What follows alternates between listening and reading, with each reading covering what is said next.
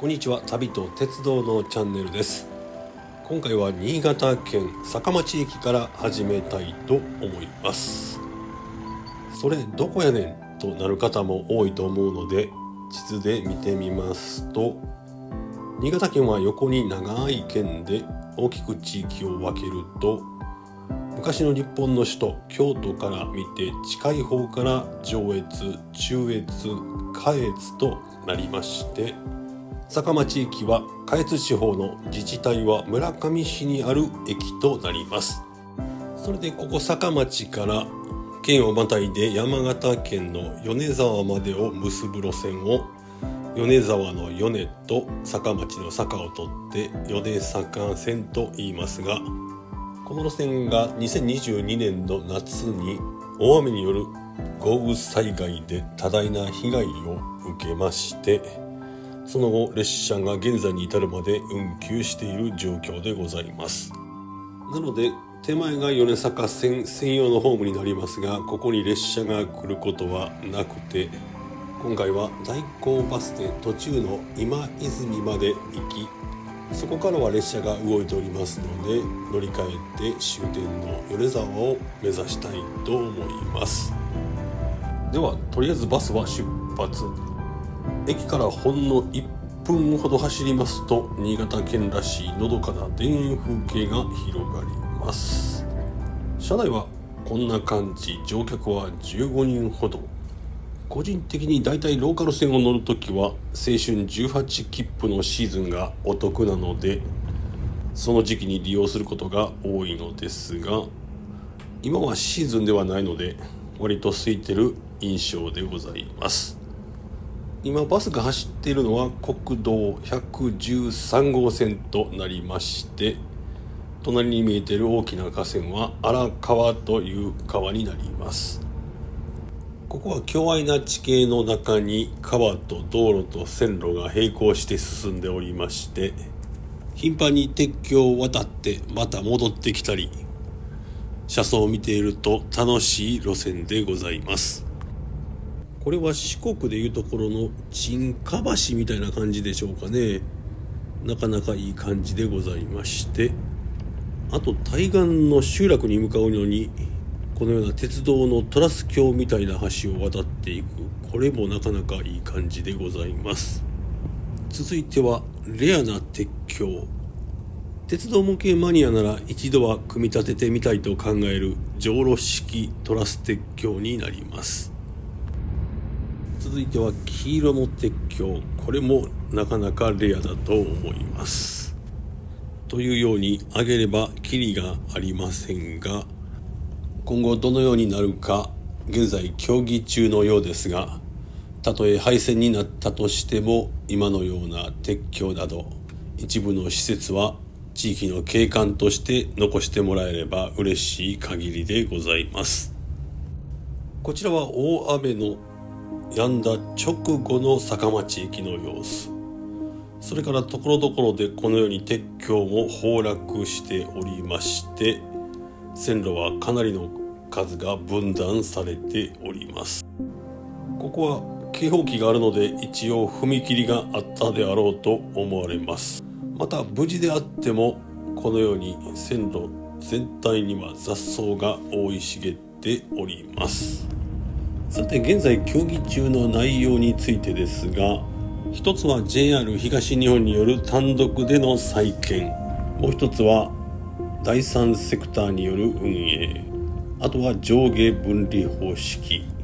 それから最後に廃線、バス転換という4つのプランが提示されておりますが、 JR 東日本は単独での再建は困難だという見解を示しております。それから第三セクターによる再建も、これも山形県と新潟県にまたがる形での第三セクター設立というのはハードルが高いと思うので、現実的には残る2つ、上下分離方式による再建か、あとは廃線、バス転換という2択が迫られていると思われます。それで上下分離方式で復旧させるとなると、費用の面で申し上げますと、まず線路を復旧させるだけで86億円かかると試算されておりまして、負担金は国と自治体と JR 東日本がおそらく3分の1程度の負担となろうかと思います。その後は鉄道施設、駅とか線路とかっていうことですが、こちらの方の維持管理費用については県や地方自治体が負担するということなので、その費用が年間山形県側では8億円から10億円ほど、新潟県では4億円から6億円程度発生すると見込まれております。あんたの村の方が走ってる距離が長いからと負担金を多くしろとか、いやいやそれは違う、あんたのとこの方が人がようさん住んでるやん、たくさん払いなさいとか、そういう小競り合いみたいな話し合いが延々と続いて、これがまとまらないと復旧の工事が始まらないという、そういうことでございます。近年こういった大雨など自然災害の後にローカル線が廃止もしくは休止の浮き目に遭うということがかなり増えた印象で、ちょっと例を挙げますと、こちらは北海道の日高本線になりますが、北海道の南部、この辺りですね。それから青森県の津軽線、それから本州は山口県の宮線、最後は九州の肥薩線というようなところが挙げられるかと思います。このうちの日高線と津軽線については廃線が決まっており、宮線は米坂線と同様協議中ですが、肥薩線については一部区間が上下分離方式での復旧に合意したとのことでございます。だいたいこのように地方のローカル線が被災した場合、もともと赤字なので元に復旧される確率は見てる感じほぼ五分五分といったところだと思いますが、復興するかしないかはほぼ自治体が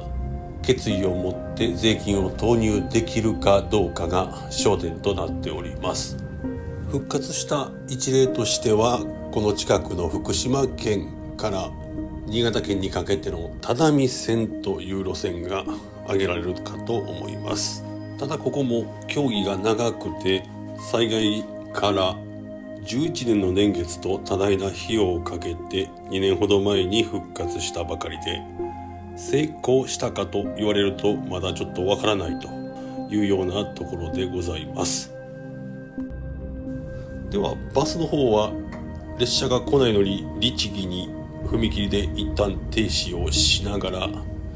山形県に入って、こちらは川の水系が変わりまして最上川の水系になっておりますが、こちらを進んでいきますと、およそ坂町からは2時間ほどかかりましたが、このバスの終点今泉駅に到着です。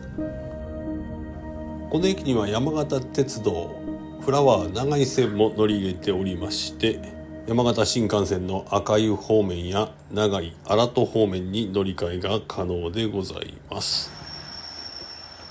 ちょうどやってきたのが山形鉄道赤湯行きの普通列車。それで今から乗車するのが JR 東日本のキハ110系となります。山形鉄道との乗り換えのための接続待ちがあって、ほぼ同時に出発するようなダイヤとなっているようです。あとこの車両は JR 東日本の車両なんですが、米坂線が通れないので新津の機関区に戻ることができなくて、車両の検査などは山形鉄道の施設を使っている状況となっております。なお米沢で奥羽本線に入ればいいじゃないかと思う方がいらっしゃるかもしれませんが、現在は山形新幹線になっており、レールの幅が違うので米坂線の車両は入れないということでございます。ではほんの30分ほどで終点の米沢に到着です。ではついでながら米沢城の紹介だけして終わりたいと思います。この米沢のある地域は古くは沖多摩郡と言いまして、古く鎌倉時代から戦国末期にかけては伊達氏の居城だったわけですが、その伊達さんがいた痕跡というものはほとんど見当たらず、現在この米沢城で目にできるものは越後の国から上杉氏が入ってきた後のものばかりとなります。今見えているのが初代藩主とされる上杉謙信となりますが、越後上杉氏が米沢に移る10年ほど前に亡くなっているので、